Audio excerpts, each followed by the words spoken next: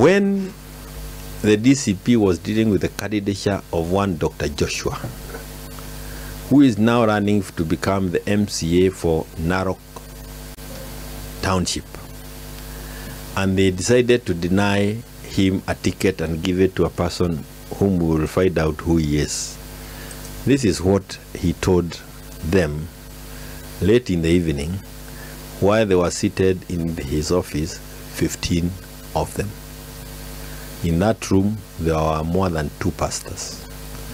And this statement was told to me by them, including the pastors. Gachagua told them that William Ruto has already sent emissaries to him. And wamekubaliana, panga pande yako na mimi ni pange watu yangu. Sanya watu yako na mimi ni sanya watu yangu. Tutakuja tukae kwa meza. And he was saying, by that time I'll have the 7 million votes from the Mountain Legion. I'll have the 1 million vote from Karonzo.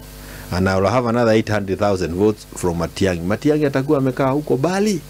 Sasa mimi nitakuwa na zaidi ya nusu ya keki. Na nitagawa. Na nyinyi wa Masai nitawagawia kitu yenyu. Kwa hivyo wewe Joshua, hapana lia hapa ya kwamba upati tikiti. Tulia, we will nominate you when that time comes. Those were the words of Rigathi as reported to me. Do you have evidence for this? As reported to me. I have no reason to doubt it.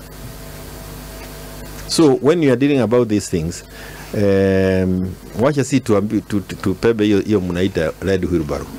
So you're saying Gachagua and Ruto are working together? He said it himself.